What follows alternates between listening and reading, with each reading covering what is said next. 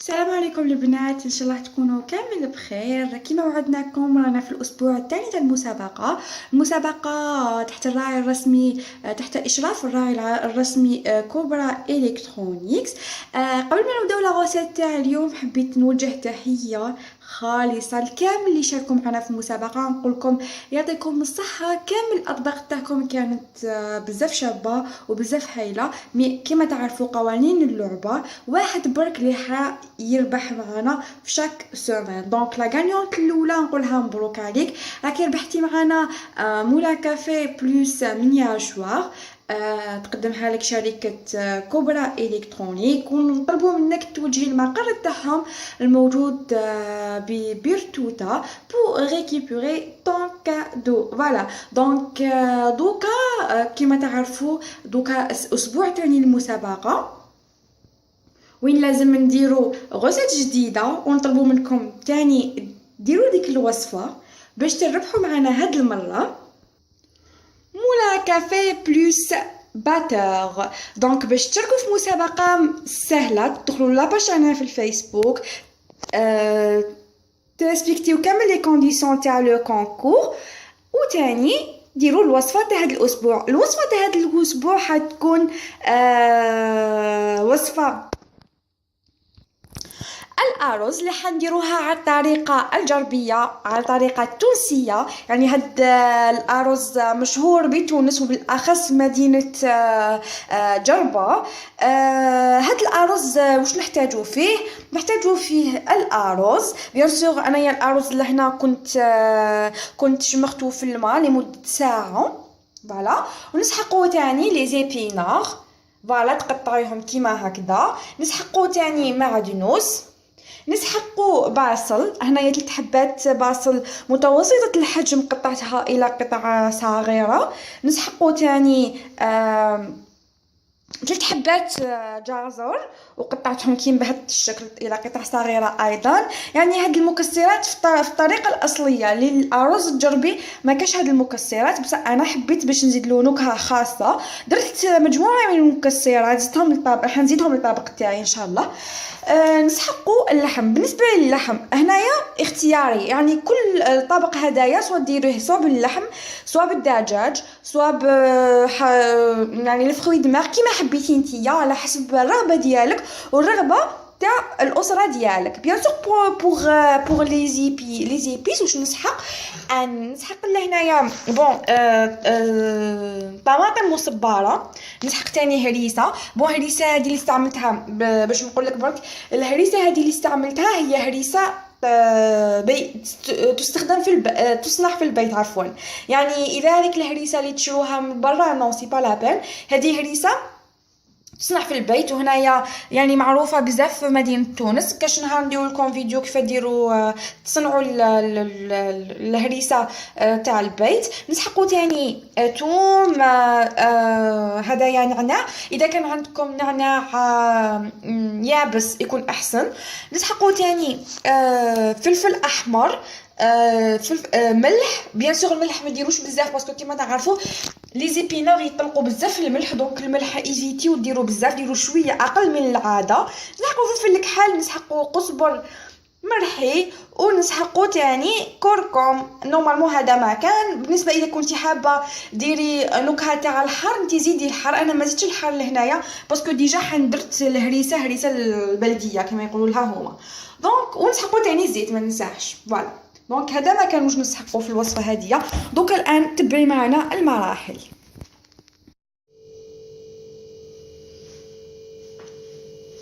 اذا نضيف اول ما شيء الزيت،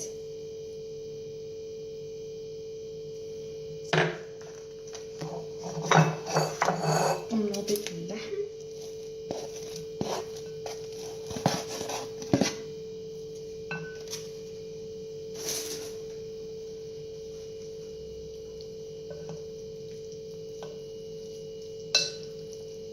نخلطو بيان.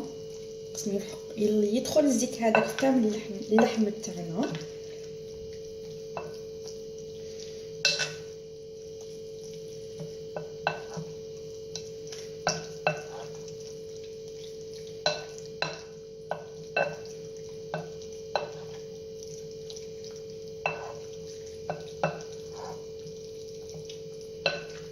فوالا.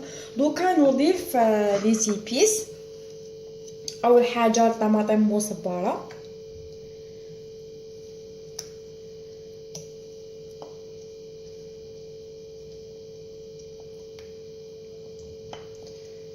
الهريسه عربي،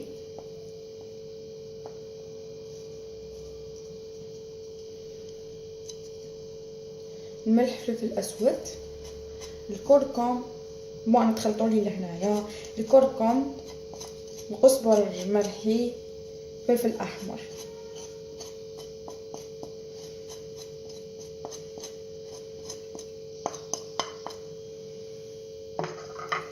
ونخلطو بيان بس ما يدخل كامل لي زيبيس هذوك يدخلوا في اللحم تاعنا.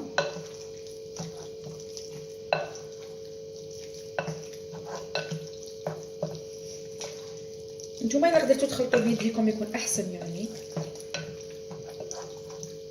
هكذا باش تتاكدوا بلا كامل التوابل دخلوا في اللحم تاعنا. فوالا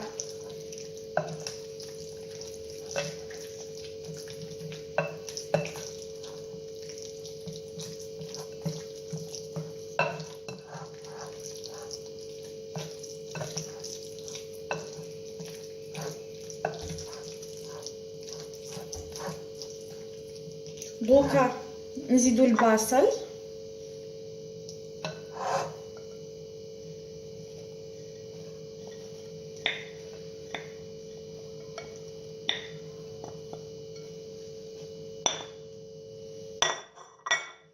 ونزيدو نخلطو بيان.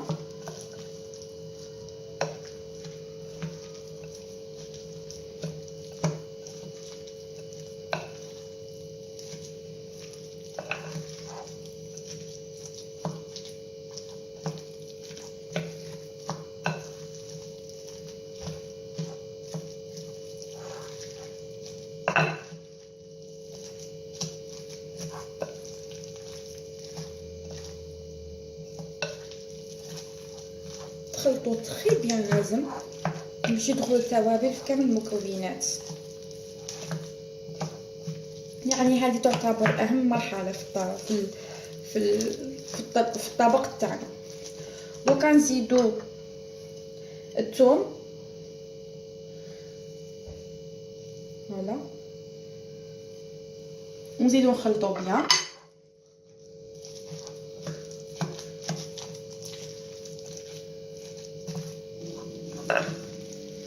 كما كنت قلت لكم مقبله، اذا نتوما اذا قدرتوا يعني تمزجوا المكونات هادو بيديكم يكون احسن هكذا باش تتاكدوا عمليه الخلط هذه.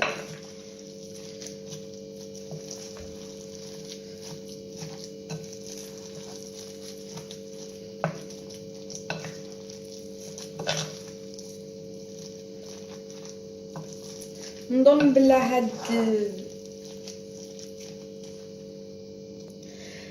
الصحن اللي درت فيه المكونات صغير شويه، دونك سامحوا لي حنديرو في قدر اكبر منه هكذا باش نقدر نضيف المكونات الاخرى في غرضي.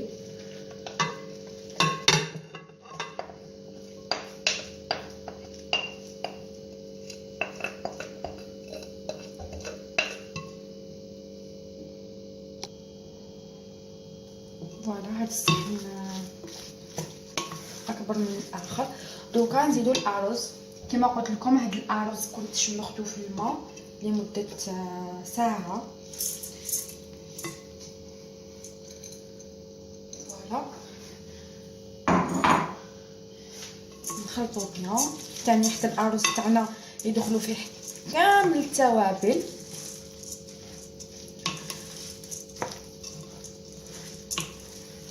اهم شيء هو التوابل في هذه الوصفه باسكو هما اللي حيزيدوا لنا طعم بنين.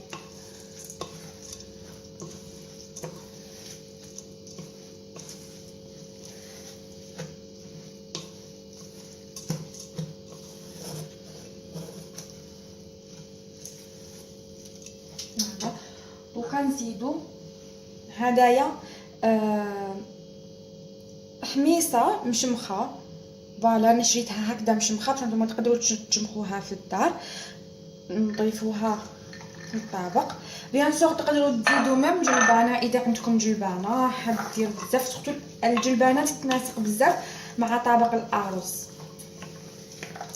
دونك خلطوا بيان تاني.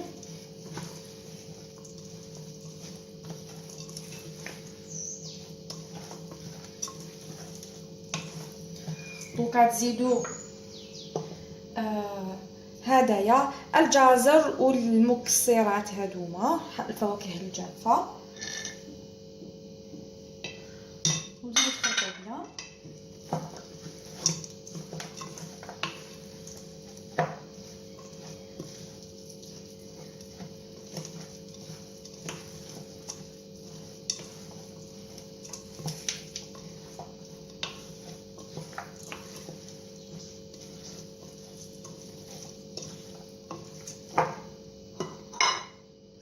دوكا نزيدو لي زيبينار، فوالا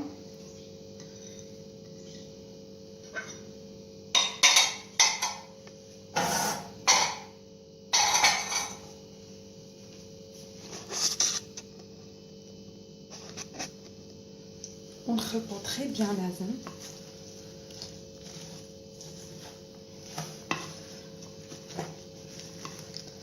سي بور سا قلت لكم قبيله سي ميو لو كان ديروا بيديكم باش يدخلوا كامل المكونات. سورتو هنايا يغلبكم دوكا لي زيبينار كي زدناه.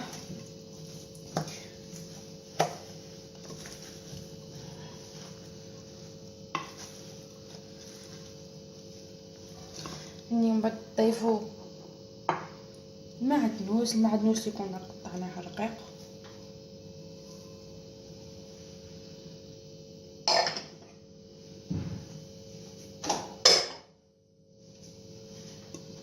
نزيدو نخلطو بيان.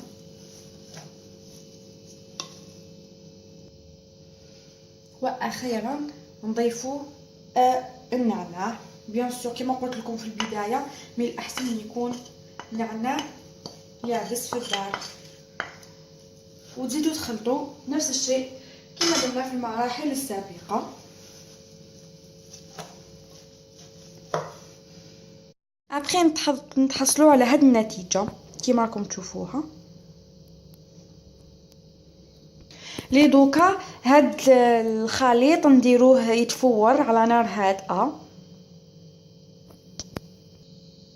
دونك فوالا هذاك الخليط نرفدوه ونحطوه في كسكاس.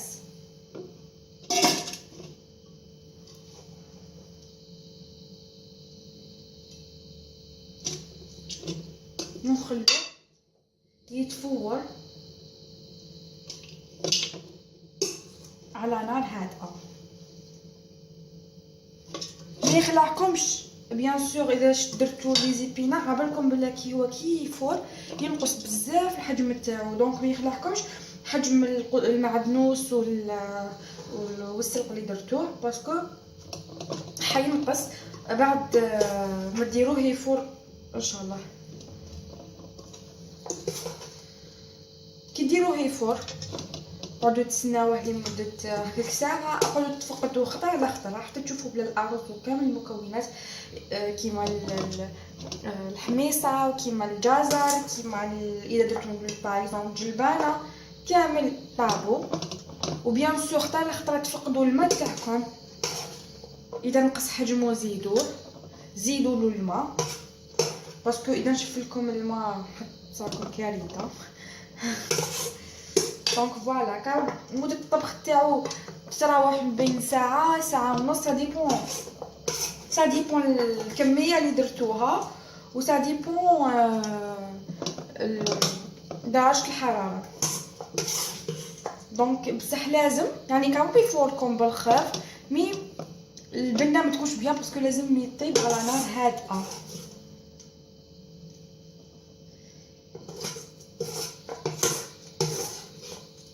فوالا كملت كامل الكميه اللي كانت داخل الصحن الكبير.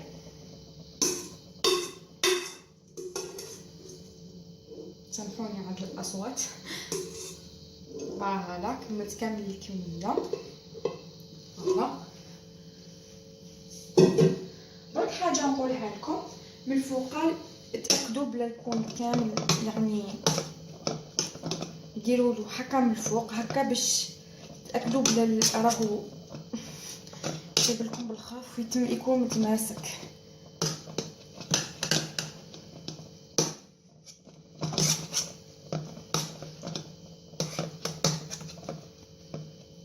يعني ما تخافوش الارز مش حيتعجن لكم باسكو كنتو ديجا شمختوه في الاول. فوالا دونك كي شمختوه مش حيتعجن لكم، وثاني يطيب لكم بالخف. فوالا يعني درتو فوق النار، دوكا نغطيه ونخليه يطيب غير بالعقل، وختار الخطره نطلع عليه كما قلت لكم. برك حاجه حبيت ننبهها لكم نسيت ما قلتها لكم شو قبيله، انا قبل ما نحط الارز تاعي الخليط هدايا فوق داخل الكسكاس هدايا درت زوج فرشيطات هكا. هذوك زوج فرشيطات بعامل الحراره حيخلو الارز تاعنا يفور بسرعه. فوالا الوغ ابخي ما يطيب ان شاء الله حنزيدو نتلاقاو في طريقه التزيين. مع السلامه. بنات هذا هو الطبق النهائي. طبعا كما عودناكم التزيين نتوما حرين، خيروا الطريقه تزيين اللي تعجبكم. اذا عجبكم الوصفه تاع اليوم وحبيتوا تربحوا معنا مولا كافي بلس ان باتور، شاركوا في المسابقه تاعنا اللي تلقاوها في صفحه الفيسبوك لاباج جيرلز. واش ديروا جمع لاباج تاعنا، جمع لاباج كبرى الكترونيك، بارطاجيو لاباج ديالهم، بارطاجيو هاد لا بوبليكاسيون تاع لو كونكور، وزيدوا دي انفيتيو او موان 5 كامي، او بيان سور ديروا طبق تاعنا هو طبق الأرز على طريقة التونسية. برك حبيت نضيف حاجة. طبعا كما المرة السابقة قدام الطبق تاع الأرز اكتبوا اسم لو سبونسور اللي هو كوبرا الكترونيكس، وما كان له ديروها لي في لا فوتو نو، اكتبوا ورقه واكتبوا قدامها كوبرا الكترونيكس. ولا كما دارت المشتركه المره السابقه جابت سون تليفون اللي كان فيه لو لوغو تاع الشركه كوبرا الكترونيك، وصورت قدامها الطبق تاعها. في النهايه بقى لي غير نقول لكم بسلامه و بون شانس بور فو توت.